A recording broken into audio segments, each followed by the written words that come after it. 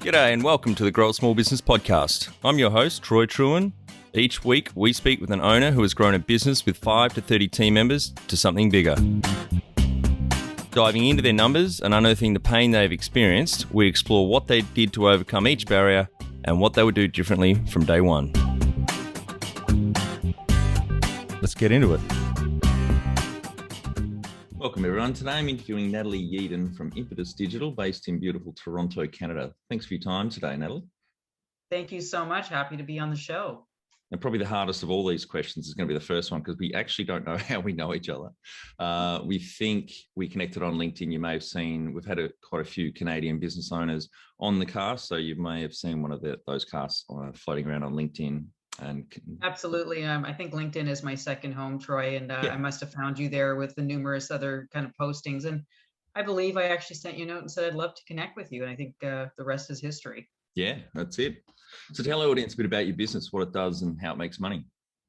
Yeah, Impetus Digital has been around for the last 13 years. We work with life science companies from across the globe, and we help them do everything from creating virtual advisory boards, medical education, investigator meetings. And since the launch of our Insight Events platform, we've also helped companies with things like sales training virtually, MSL programs, hackathons, and everything in between. Really what we do and bring to the table is we have brought the virtual into the now and today's, and as you can probably imagine, we've blossomed since COVID-19, but we've been doing this for 13 years. Yep. So what we're really ultimately trying to do, Troy, is get people away from the single one-off interactional meeting. Mm-hmm. And, this idea that you've got to bring people in for a 3 to 4 hour meeting, throw enough stuff to the wall and hope something sticks type of an agenda, and say, hey, with asynchronous and synchronous touch points, you don't have to do that anymore. We can actually parse these out into 1 or 2 hour increments, give people digestible amounts of information, have them talk asynchronously using a whole series of tools or synchronously, and move the agenda forward in an optimal way, giving people that dopamine drip, the feeling of a fresh start each and every time, giving them the opportunity to ruminate and process and cognate. That's how comprehension happens, and really allowing that 1% increment so that people can really get involved and companies can really establish authentic partnerships with their customers. Yeah, great. And so, you would have, experienced huge growth in the last 15 months with COVID hitting. Absolutely. It's been outstanding. I mean, just to throw a number out, we were growing nicely, anywhere from 10 to 20% per year. But last year, I think we, gone over at least 250% increased growth. Wow. And literally, I think tripled our sales, our company in terms of FTEs. Yes. So very stressful. I'll tell you, a lot of companies will fail with that level of growth. Yep. So it was definitely one of those hold on to your hats, like we're going for a ride here. Yeah, we're looking forward to exploring that a bit more with some of these questions. So maybe go back to how you started out. Yeah, my business partner, Janice Smith, and myself, we both have a background in the pharmaceutical industry. So we're corporate people, right? So we're not the traditional came out of school or didn't go to school and started as an entrepreneur like a lot of people do today. So we went up through the ranks, which I do think is in some ways a really good learning, because there's something to be said about how to function properly in a corporate environment. There's sort of the je ne sais quoi about it. That's kind of the unwritten, that sometimes you can go a bit rogue if you don't learn some of that. And because a lot of our clients are corporate, it really has benefited us in terms of being really credible in that space, especially being a very regulated industry like life sciences and pharmaceuticals. When we were actually there, we were in all kinds of different positions: sales, business development, market access. We had a really good idea about how to bring drugs to market. And in those roles, we were, giving presentations, we were running advisory boards, we were meeting with customers. And every time we had these great meetings with customers, we had every intention of wanting to follow up and follow through and continue the dialogue. But then, of course, life got in the way. Yep. I had to jump on another plane. I had to go to another meeting. I had to set up another leadership presentation. and it never happened. Mm. So I think from the outside, what was interesting is seeing it from the customer standpoint.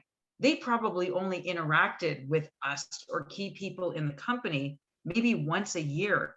Yep. And so it's a bit like the Matrix. On the outside, it looked like we were moving in slow motion. But as far as I was concerned, I was running at 100 miles a minute, but it just wasn't apparent to our customer. So it was very apparent to us when I was actually able to start really looking in, seeing how ineffective it was. And there had to be a better way of creating real partnerships with customers. Yep, great. And what year was that you decided to jump and start your own business?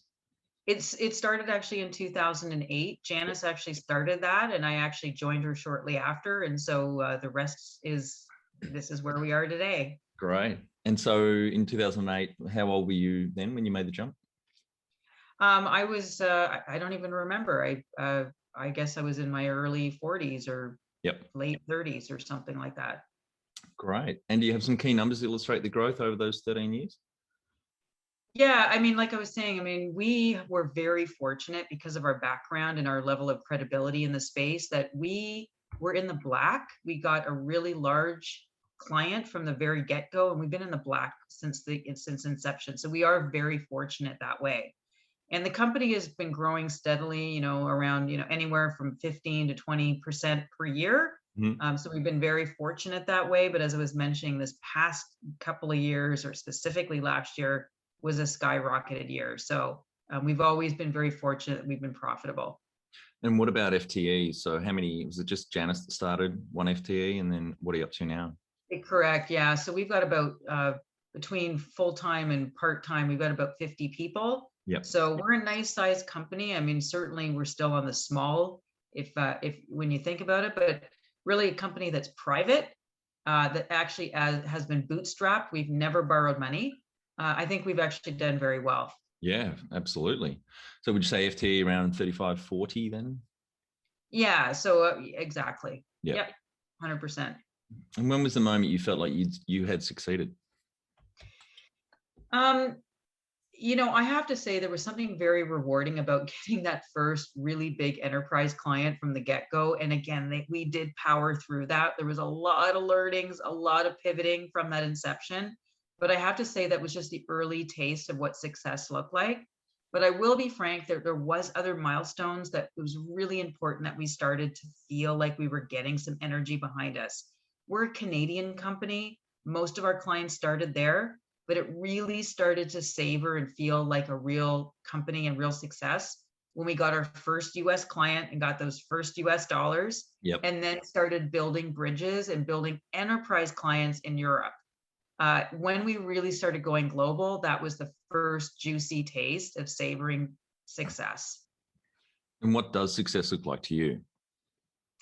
Success for me is the ability to, bring like-minded people into a purposeful intention, if you will.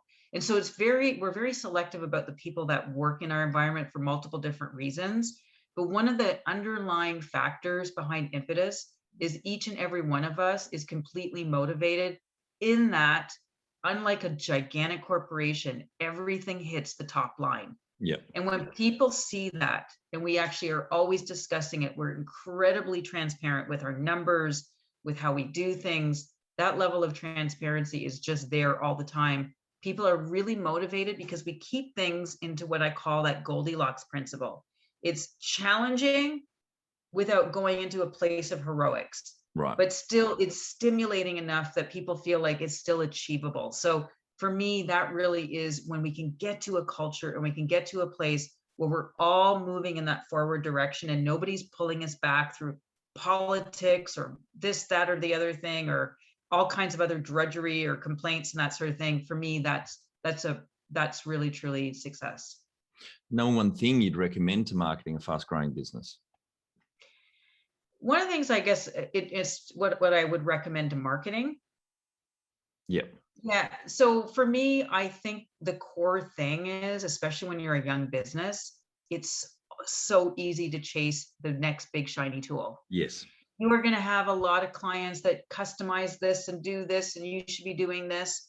And just like, watching a bunch of little kids playing in a soccer game, when the ball goes there, everybody goes there. When the ball goes there, Yep. instead of just staying your ground and actually playing defense. So It's very hard, isn't it? It's so hard. it really is. Early days, It really particularly is. if you're chasing cash as well, you're trying to balance that. It's really hard to be disciplined and focused.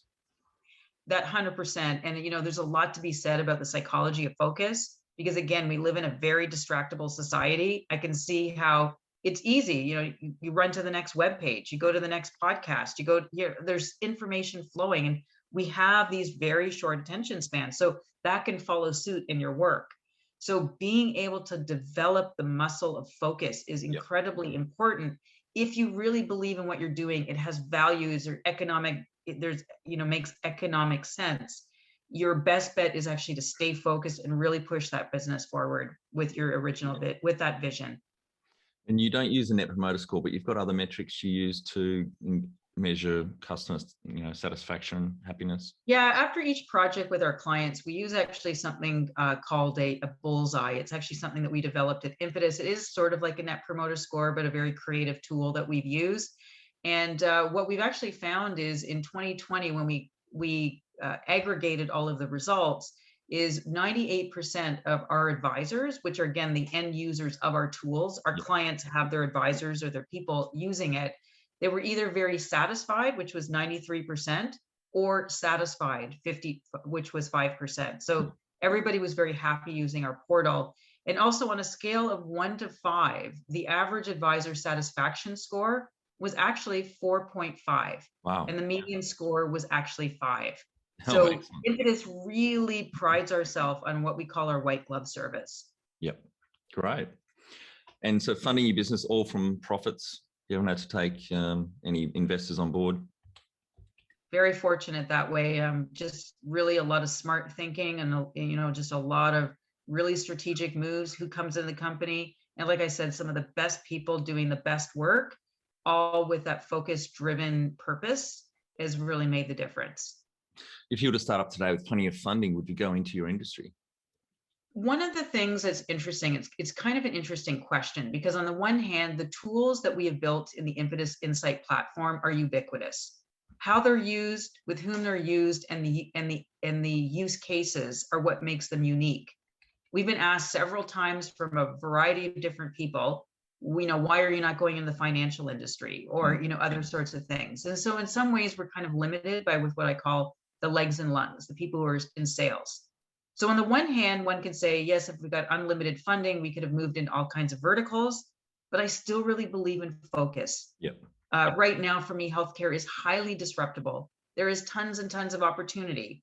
So I think instead of maybe just going in pharmaceutical, if we did have additional funding, probably would end up going into like healthcare in general in a big way, with institutional level, medical associations, and a whole variety of other areas. Mm-hmm. But I would probably still remain in healthcare. Can you outline the most stressful point in your small business growth journey so our audience can learn from it? Yeah, I have to say this past year it's probably been one of the most stressful. It literally is trying to keep everything together while you're still experiencing heroics. People were going above and beyond what they could have because we just couldn't hire fast enough. Keeping people motivated, making sure that we weren't losing people. And I will tell you that our attrition rate was probably it was like 1%. It was absolutely outstanding. That is My amazing. business partner is amazing at maintaining culture. Mm-hmm. But that was actually one of the most stressful times, is how do you grow and still keep the lights on? Yes. Yeah. What area in business do you feel you've had to work on the most to add the greatest value? Probably one of the things that my business partner and I have been challenged by is that we've really just seen things more from a sales, marketing, the basic financials. We've actually gone out and got some assistance with some consultants and some people specifically at a couple of different consultants, one in the financial area, the other one on the strategic. We really felt it was important because we kind of reached the point of our capability and we needed to reach out and get some additional ideas. And so for me and for us, the biggest challenge was, what do we do next? How do we cross that chasm How do we get to that next level of growth based on like kind of the limitations of what we sort of know? Yep. And so that for us was, was a really pivotal decision to do and make. That's really smart. I mean, how long ago did you do that? Was that before COVID hit? It actually was right after. It was in our growth year, which added an amazing level of stress. So not only were we managing hires and business and everything else that was going on in the scaling, but we also decided, this was actually insane. Actually, it was everything from lawyers and accountants and consultants, and everything was going on at the same time. So yes, that's why that was an especially stressful year. So in that hurricane of growth, you decided to pause, take a step back, and look at your deficiencies in your skills and experience, and say, right, financial and strategy, they're two areas we need external help from. Yeah, that's not that common to do, particularly when you're just so busy with nearly tripling the business in 12 months. That's well done. Well, it's interesting that you say that, Troy, because here's the thing. You are aware when there's a groundswell underneath you. Yep. You know when you're hitting a tailwind. And here's the thing. Tailwinds are often followed by headwinds. Mm-hmm. And so if we didn't leverage that groundswell in that immediate moment, we could have actually, the plane would have crashed. Yes. Or could have crashed. Yep. So I think a lot of times you want to, while you're ahead, you need to try to stay there. And so we were very aware of that. We're also aware, just like every other tech stock, is that, there's a little bit of a limbering that's happening. You're just kind of like in status mode now. Mm-hmm. Everything from like Zoom to every other, stay-at-home tech stock is, you're not seeing necessarily that same level of growth. But again, there's a lot of other geopolitical reasons and economic reasons for that. So we just wanted to do everything we could to make sure that we had all the right things in place to make sure that we were going to continue our growth. What have you enjoyed least about managing the fast growth? I think it was just being able to manage the workload, and workload for us has to do with people. So finding that right balance of being able to provide them with the right incentives, the right rewards, the right accolades, because a lot of times it's not just about money, and really approaching it from the culture standpoint. So there was a ton of effort and a ton of work involved with, really trying to keep all of that going. So that's the tough part, while you're still trying to invest and hire new people, and you can't really do it fast enough. And that was the, one of the bigger challenges. Yeah, a lot of HR surveys show that pay is about fifth on the scale, or the reasons why people work in a workplace. So it's the mission, it's whether they're feeling trusted and engaged and also supported and developed. So pay is not always the biggest way to influence getting and keeping good people. It's so true, Troy. One of the things that we did decide to employ, again, is because people are everything. They really are.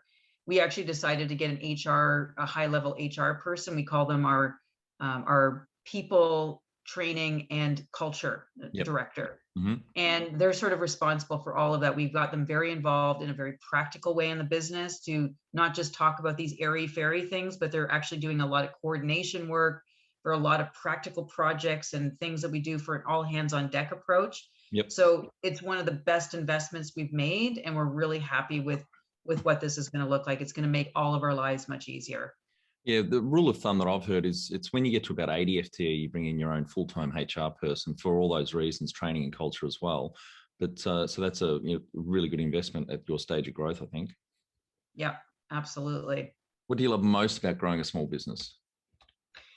It's just, you just never know when you wake up what's next. I have to say, it's very tantalizing just to, be approached with all of these RFIs, RFPs. For people who don't know what that is, requests for information, requests for proposals, big enterprise clients, people finding us out of nowhere, and you suddenly were nobody, and then everybody wants to speak to you. When they start comparing you to the next big competitor, it's incredibly rewarding to see how a small private company has actually made such inroads and has created such an international reputation. So being able to build that business and win business is there's just nothing like it. What's been the biggest mindset shift for you in your small business growth journey? I think it's just this idea that one needs to remain satisfied with what is, but always be eager for more. In other words, it's not just constantly about striving, because if you're constantly striving, you're never satisfied with what you have. I think having a gracious heart, being thankful, and really showcasing that to your people all the time, and just kind of being here and now, and sort of sounding a bit woo-woo here, but just being in the present, I think it makes a huge difference in the overall experience. So I think from a mind shift standpoint, you just need to be able to realize that now is perfect, and as we gain more, it's going to be even better. Yeah, yeah.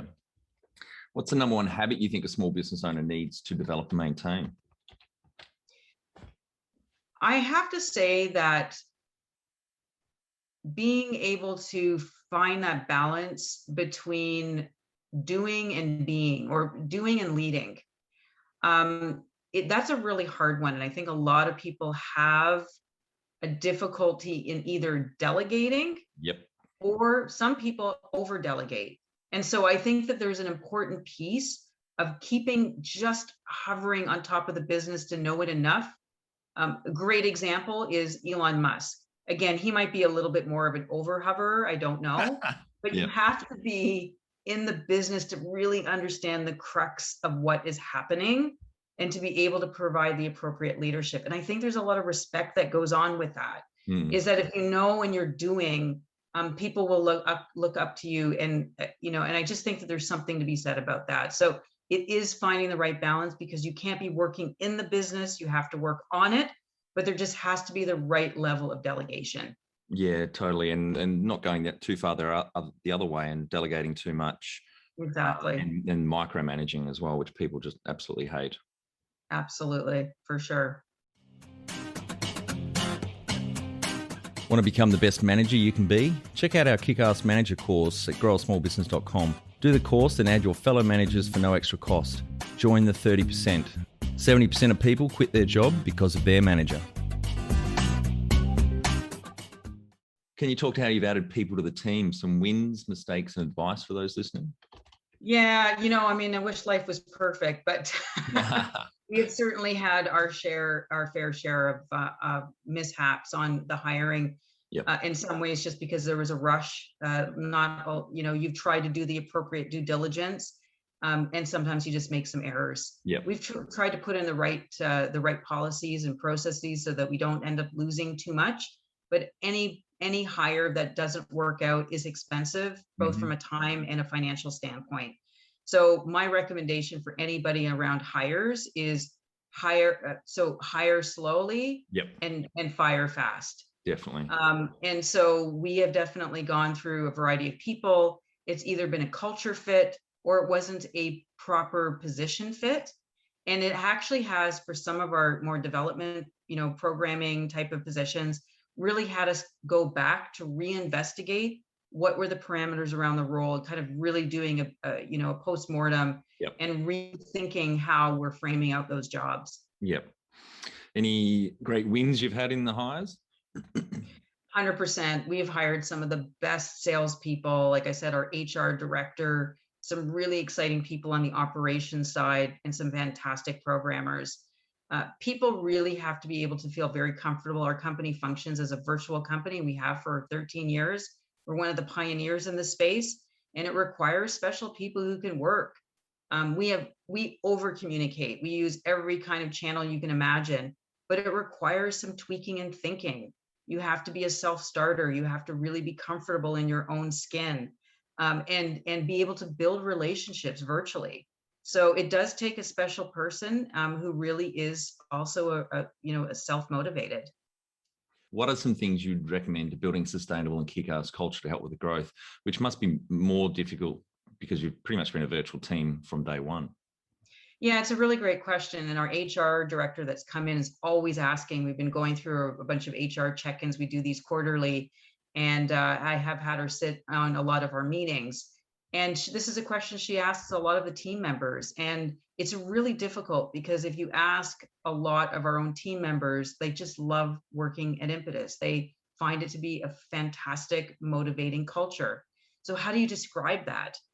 And the only thing that I could sort of come up with is the fact that we have an all hands on deck culture. we have established things so that, like I was mentioning earlier, there's like a Goldilocks principle. The things that we ask people to do are really challenging, but they're still achievable. And everything that we function and do together is purpose driven. And people realize that there's a finite start and stop time, and there's kind of an award at the end that we all celebrate. So there's a lot of things that we put in, celebratory factors every time somebody makes a sale, all these sorts of things. We're all involved in marketing in some format or way. So there's just an all hands on deck, and everybody's an entrepreneur. Tell our audience how you've handled balance. Yeah, sometimes that's actually a bit tough. I'm sure a lot of people who are listening to this could probably attest. This is your baby. You created this. Nobody can do it like you.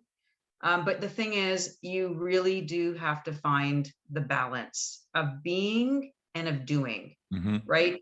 Work can expand to fill every available moment if you let it. It's also being able to find the time to be in yourself, to do other things, to excavate and learn about other things that you're interested in. For example, every day I like to go out and into the wild. I'm very lucky that I live near forests and beautiful trees, and I do tree bathing and great hikes. And these are just things that help you to decompress, to think, to get into your moment, right? With no other noise, no other intrusions. It's not everybody necessarily that's their thing. It could be cooking, it could be talking to your partner, playing with your kid, but you need to get away. It's amazing how much focus and how much you can find the answer when you let things percolate in the back of your mind subconsciously. Yeah, absolutely. I do a fair bit of bushwalking as well with my chocolate Labrador, who's currently snoring on the couch.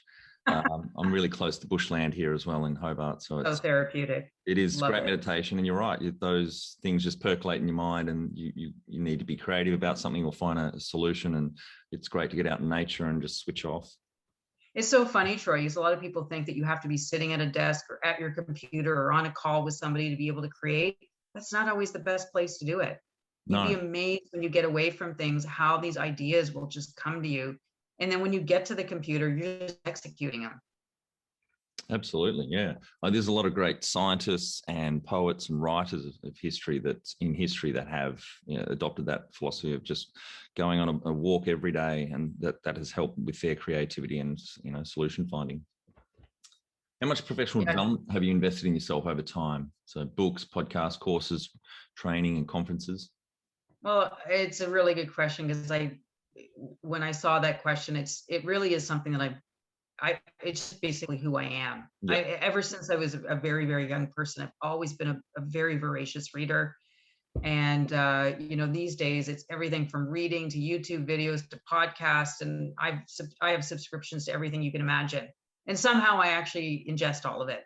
I just love knowledge. I love learning. And it doesn't have to have anything to do with what my business is. But here's the rub. The more outlandish it is from what I'm doing, the more creative I get. Yep. And I just think that's really the secret sauce, is get out of yourself, get out of your business, learn what somebody in a completely different area is doing, and it will keep you intrigued and interested in your life. And so I do all of that. I'm fascinated by new invention, new ideas, and new discoveries. If you've had mentors or coaches along the way, can you tell us about that experience and any value added? Yeah, I mean, I've had several coaches along the way. I think one recently, or not, I probably, I don't know, 5 or 6 years ago, even just about the business, I really liked the way this particular individual did marketing. I think I might have come across them on LinkedIn or got their emails or something and reached out to them in a very similar way to you, Troy. Yep. And I was fascinated by how well they did marketing. And so just connected. This person was actually, I think, in Belgium. And so had this like long distance coaching. What was really interesting about it, Troy, is we actually started with this discovery on how to do marketing. And the conversation went a lot more personal into internal reflection of who I was as a leader, as a business owner, as an entrepreneur. It became very personal. It became very spiritual. And to be honest with you, there was this incredible surge that happened to me after that. And I ended up writing a book in about 3 weeks, right after that coaching session. So it was a really pivotal coaching period. We might link through to it if on the show notes here, if you want to tell us the title. It's called the Healthcare Heretic, Leadership for Disruptive Change. It actually says healthcare, but to be honest with you, it's a leadership book. It's actually written more as a manifesto, just as a series of ideas and motivations for people to take a movement, take a leadership role and to make something change. Yeah. And while we're on that, we might also include a link through to your podcast as well. You want to just mention the title there and what you focus on? Yeah, so this is actually powered through Impetus Digital, but the podcast is called Healthcare Goes Digital. It's actually located in all podcast channels. Yep. Great. Yeah, I know there's we've had a couple of pharmacists and other people in the health space on the cast, so I think there'll be a few out there listening that will link through to that. And do you have a board of directors or advisors? Yeah, at Impetus, we actually do what we follow what we preach to other people, and so we have a virtual advisory board, not a fiduciary one, so because we're a private company, but we actually have sometimes we have full boards or we have mini advisory boards. We do these virtually, asynchronously or synchronously, a series of questions about new tools, programs, offerings, getting ideas about prototypes that we're looking at developing. And I think it's absolutely the best, most important thing that we actually do. Yep. Great. Natalie, we're on to our final 5 questions. What do you think is the hardest thing in growing a small business? I think it's actually really learning to step aside and learn to lead from behind. You don't always have to be at the forefront and giving other people. I think it's really hard when it's your baby, it's your thing, especially when you're in a small company and it's private still, is being able to try to get other people to start taking those leadership roles. So it's almost a bit like a Jenga blocks. If you've actually ever built Jenga blocks and they're all kind of suspended, being able to be that pivotal linchpin, but still, if you remove it, that it's actually still standing. And I think that's actually the hardest thing for people to learn how to do that. Favorite business book which has helped you the most? I'm a really big fan of Daniel Kahneman's book, Thinking Fast and Slow. I found some of the most pivotal ideas in there around heuristics and belief systems that I apply to my life, both personally and professionally. Highly recommend that book. It's pivotal. And another epic book for me has been James Clear's book, Atomic Habits. I'm reading that. I'm reading that. It's fantastic. Yeah, how are you enjoying it? Yeah, great. Yeah, loving it. Yeah, that one is another epic book that just talks about 1% increments and change in behavior. And a lot of what we do is behavioral based, automaticity, the lazy brain. I love that kind of thinking. And just a little bit more on a spiritual side, not much of a business book, although you can apply it, is Michael Singer's book, The Untethered Soul, one of my favorite books. Just what you're saying then on habits, reminds me of one of my favorite quotes. We are what we repeatedly do. Excellence then is not an act, but a habit. That's Aristotle. So it's absolutely so true. I love that, Troy. And any great podcasts or online learning tools you use for your own professional development? I have to be honest with you, Troy, I live in podcasts, and now with Clubhouse, I'm on those as well. Yeah, so Clubhouse is pretty new, isn't it? It's only a couple of years old. It is, yeah. So it's a bit random and hit and miss. I'm just trying it out right now, but definitely podcasts. I'm just such a big fan of so many people, and doesn't necessarily sitting in the healthcare space. I'm a big fan of Chamath Palihapitiya. He's, as you guys know, many people know, is a SPAC leader. They actually have a podcast with a bunch of his friends from Silicon Valley called All In. Big fan of Sam Harris, so both spiritual, but also extremely intelligent. I like Eric Weinstein. He had a podcast called The Portal. He doesn't do that anymore, I think, for political reasons. Lex Fridman is fantastic. I love Jordan Peterson. Big fan of Scott Galloway and Kara Swisher. They've got The Pivot and the Prof G Show. I could go on and on. I live and breathe podcasts. I just love the stuff that's out there. Yeah, I started listening to Jordan Peterson. He's Canadian as well, isn't he? He is, yes. Psychologist in training? He was, yes. Started as a clinical psychologist actually in Alberta. Yep. Started teaching at U of T. You probably heard of all the controversy about everything that's going on in his belief systems. He's written several books. He's become a bit of an icon lately and has real following. So some really outlandish ideas, but makes you think though. Yeah, that's right. Exactly. One tool you'd recommend to help grow a small business? I think I meant to mention this earlier, Troy, but big believer that you don't know it all. It's so important to get outside of yourself. It's sort of like that Johari window of the you don't know what you don't know. Yep. So sometimes bringing advisors in whatever way you can afford. I've actually talked about even doing virtual advisory boards. That's a big, big element to what you do. Bouncing ideas off your clients or their customers. How do we do this better? Bringing your prototypes before you start digging in and putting all the money into it. Is this going to work? Is this going to be a business? So I just think that having an advisory board of some sort, either standing or just, ad hoc, is absolutely essential. Finally, my favorite question. What would you tell yourself on day one of starting out? I would probably say this, and it's kind of a philosophy that I have that I think would really have made a difference in when I had started. And that is, you're never going to get it all done, but you can never get it wrong.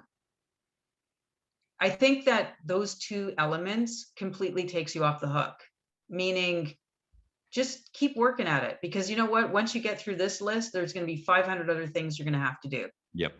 And each thing that you choose to do is never going to be wrong, because once you make a decision, there's an infinite number of other decisions that are going to pan from there. So those two things really run true for me each and every day. Great. Well, thanks very much for your time today, Natalie. I think the audience get a lot of value out of what you shared with us, and congratulations on the journey that you and Janice and the wider team have been on so far, and tremendous success, particularly in the last year or so, nearly tripling the company. And what you're doing, I think, is in a great space and helping a lot of businesses and people. Thank you so much, Troy, for having me on your show.